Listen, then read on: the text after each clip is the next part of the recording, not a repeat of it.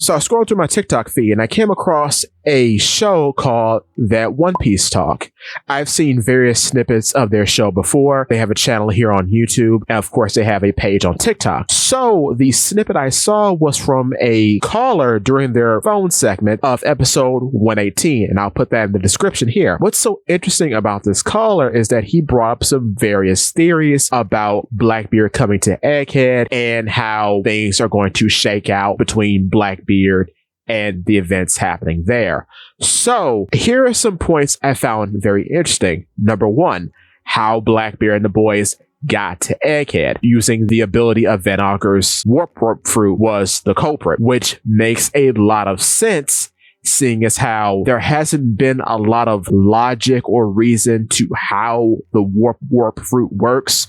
So, like the person calling said, it could either work in one straight shot or in bursts, which is a very logical conclusion. Now, what he didn't mention was how they got past all the sea beasts, and I think I may have an answer to that. Maybe with Shiryu on board, the clear fruit isn't just about making one invisible to the sight of others. Perhaps the clear fruit can make you invisible to all the senses of individuals, meaning they can't feel you, they can't smell you, they can't see you, they could probably touch you, obviously, if they actually come in contact with you, but all those other things, yes, they can't sense you, essentially, which I think is what Shiryu performed on Blackbeard's raft once they warped near the coast of Egghead. Otherwise, they would have been shipwrecked, because the sea beasts seem to be very efficient in guarding the island, because not even the Marines' sea stone coated vessels could stop them being detected from the sea beasts that surround Egghead Island. Alternatively, from where we see them at, they could have just warped directly to the shore and had Shiryu make the ship invisible, hiding the ship. That's also another alternative. The other point was that Blackbeard's whole mission for going to Egghead in the first place, and he did describe that Blackbeard himself was coming there, which I too can believe. The purpose of this mission was to procure the Seraphim, because he's seen the power of the Seraphim firsthand.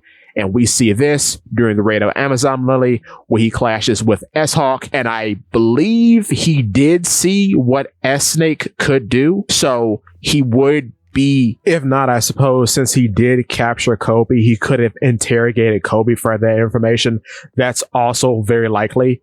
He could have known everything that there is to know about the Seraphim from Kobe, seeing as how Kobe was with the raiding party of S-Hawk and S-Snake when they confronted Blackbeard on Amazon Lily 4. So he would be getting the power that he tried to raid Amazon Lily for by going to Egghead and finding S-Snake. Now, I would also add on to this and say this could be why he locked up Moria, because we don't know how these series of events go. So the raiding party that's approaching Egghead from the Blackbeard Pirates can be a number of characters, because things were very out of order and time doesn't necessarily matter given what the warp fruit can presumably do. So if the raiding party does consist of Blackbeard, he would be going to Egghead to capture the Seraphim. And on the Moria point, the reason why he may have locked Moria up or just doesn't care about Moria is because maybe he thinks S-Gecko or S-Bat, don't know the code name, but the clone Seraphim of Moria, maybe he thinks he is also there.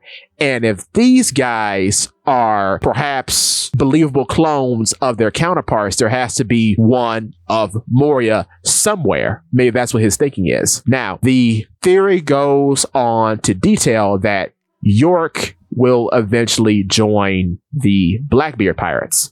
I have made a video about York joining Neomads, which now I can see things going in sort of two ways, and I'll detail them here. But the idea was that she would join Blackbeard and Kuzan would reveal his true colors, and then that would lead down a path of him being sort of like the director of Sword or something, and then York would be the new 10 Titanic captain.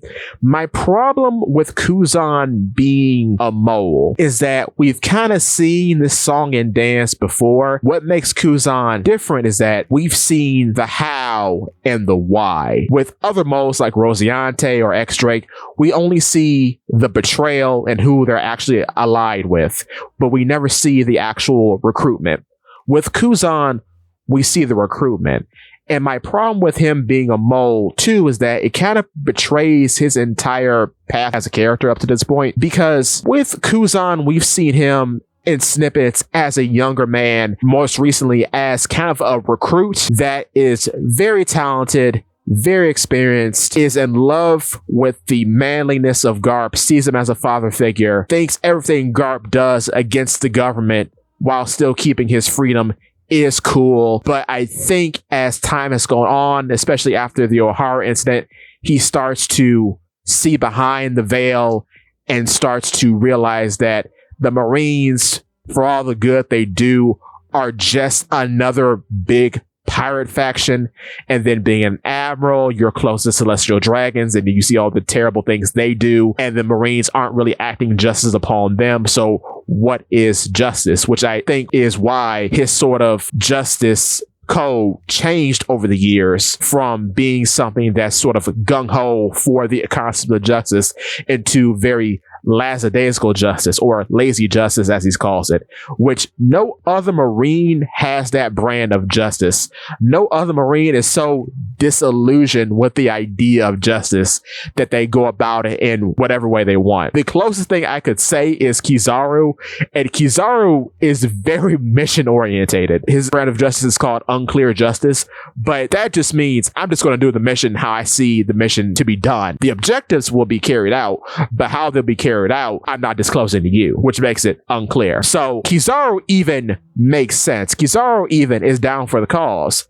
Kuzan famously hasn't been after a point, after he's actually climbed the ranks of the highest position in the Marines that he was willing to climb, and has gotten to the top, and he kind of sees now what Garp was going on about, and is just delusional with the whole organization, which is why he went against Aki Inu, because Aki Inu is a radical and he's down for whatever, he's down for the cause, which is why he fought him to sort of change the scope of where the Marines would go. Or maybe he thought, if I strive for this last ditch effort, if I strive to get this last bit of recognition to be at the tippity top, perhaps I could change things from the inside.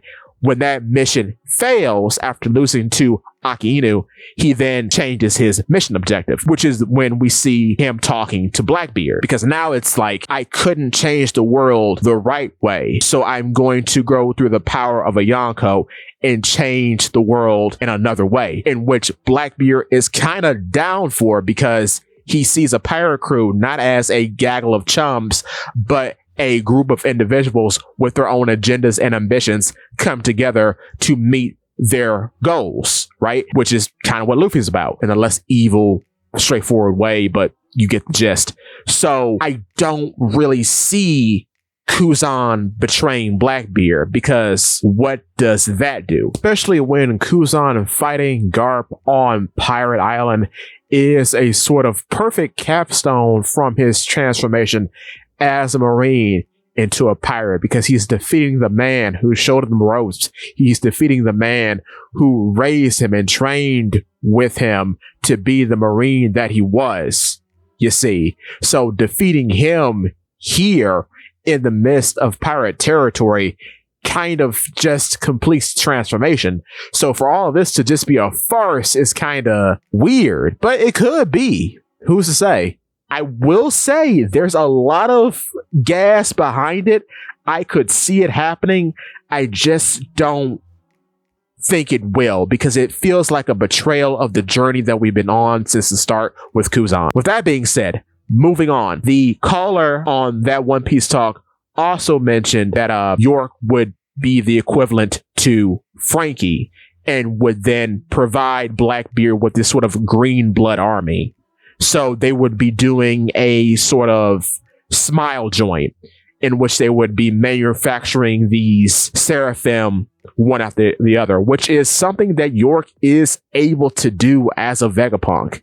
So I'm not going to turn that idea down. That's very likely, though a couple of things. One of the hosts held the belief, and most likely still does, that Frankie was going to fight Burgess at the end, right? I agree with that sentiment at first, because as time has gone on, the two just feel like mirrors of one another. Frankie gets bigger after the time skip. Burgess gets bigger after the time skip. Frankie is a cyborg. Burgess becomes a cyborg. Burgess yells out champion. Frankie yells out super. Here's the dividing line, though, that I'm starting to see. You see, Frankie is a shipwright. Frankie builds things.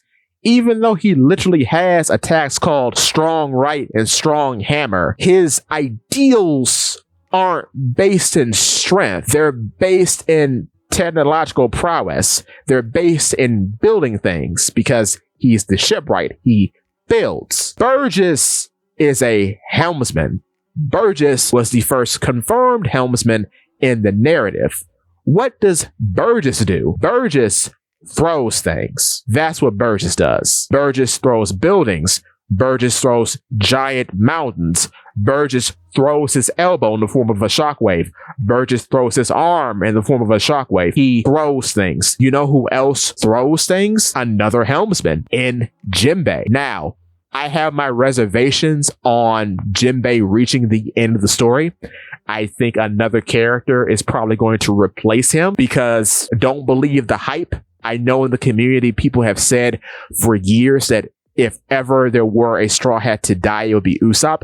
I do not believe that. I think it's actually him, but we'll go into that in another video. I promise you I'll make a full movie about it. It'll be great. But I think the character that's going to replace him will also have Fishman Karate, and the two of them both share the ability to throw water. One of the aspects of Fishman Karate and Fishman Jiu-Jitsu is turning your opponent's strength against them by throwing out a shockwave that reverberates through the water within their body. And with Fishman Jiu-Jitsu, you're literally grabbing water as if it were a person and throwing it. So I say all that to say, Burgess and now Jinbei both have the idea of throwing in their kits. Throwing is the main way of how they fight for the most part. Burgess throws shockwaves and literally throws buildings and mountains. Jinbei throws out shockwaves that pulsate through the water in his opponent's body, and then he literally throws water as if it were a person. That is why I can see where the caller was coming from, because if there was ever an opponent to fight Burgess, it's going to be the helmsman of the Straw Hat Pirates, currently Jinbei. Now, it would be leaps and bounds, just based on how the story has gone, if Frankie were to end up fighting York. Because, well, first of all, they've kind of got a lot of things in common already. Some things are kind of the antithesis of others. Frankie loves Vegapunk. York despises Vegapunk. Frankie is powered by a food item. York literally powers the other Vegapunks by inhaling a large amount of food. Frankie was once the biggest person in the Straw Hat crew. York is the biggest person amongst all the Vegapunks. York constantly wears panties. Frankie is always donning his Speedo. That's a little bit silly, but you get the gist. The last part would be the idea of transformation. Now, I don't know if the brain fruit is technically possessed by York, but what I could see in the future, based off of a joke from Frankie in the pre-time skip, is that what if York becomes a centaur, essentially? What if she ate the Pegasus fruit that Stronger now has? Perhaps Stronger will die in the future because of the Blackbeard pirates. And I know I've been a champion for Stronger for years, but the way it has, as things are going now, I could see him being expendable if it came down to it. So she too would have the power of transformation like Frankie has the power of transformation. Also, I don't know if she technically counts as a cyborg. I'm not sure about that, but we'll put a pin in that and come back to it. So now we come to some very interesting things of my own. I could potentially see in the future that we do this whole green blood thing, or perhaps York has more doppelgangers or can produce more doppelgangers of other characters. But if York is the Vegapunk on the Blackbeard's team, I can see in the future Vegapunk, the Stella, potentially getting the band back together with the current members of Neomads, Caesar Clown, and Vince Smoke Judge in order to help the war effort against Blackbeard. I could see them reconciling and coming back together. I don't know if Queen would be a part of that. It would be nice. Yeah, I could see him possibly getting the band back together with both Stussies, potentially, depending on how that goes, in order to help the Straw Hats defeat the Blackbeard pirates. Seeing as how now this entire arc is setting up that Stella will not be joining the world government in their future endeavors. Also, I could see the remaining Vegapunks also aiding in that. You would literally have a Neomads with Vince Smoke Judge, Caesar Clown, Stella, Lilith, Atlas, Edison, and potentially Queen. And then Stussy 1 and Stussy 2, potentially. Also, another thing to add on to this whole York being in the Blackbeard Pirates thing, I can see her aging the Seraphim up. A lot of people have thought Bonnie would be the hand to age them up, but I think it's possible that it could just be York. If York does join Blackbeard, if she finds out that the world government is lying and will dispose of her as soon as they get their fusion reactor or whatever, I could see her actually saying, forget all of this, I'm going to go with Blackbeard, which would then put us on the path of what was brought up in that One Piece talk. So yeah, and if she is Vegapunk, which she seems to be, like she seems to have all the faculties of Vegapunk, I could see her aging the Seraphim up. And maybe you would have, like, perhaps maybe not all of them, maybe it won't be a whole army of aged up Seraphim. Maybe you would have sort of like a numbers situation or a headliner situation in which you have the original 7 Seraphim and they're all aged up to adulthood, but then you just have sets of clones that are all children. So you have your commanding officers under the 10th Titanic captains and the 7 Seraphim that are all adults now, and then you'd have your just gaggles of Seraphim kids. I could see that also being a possibility. I know this is a bit rambly, but with that being said, that's all I have for you today. Thank you so much for watching.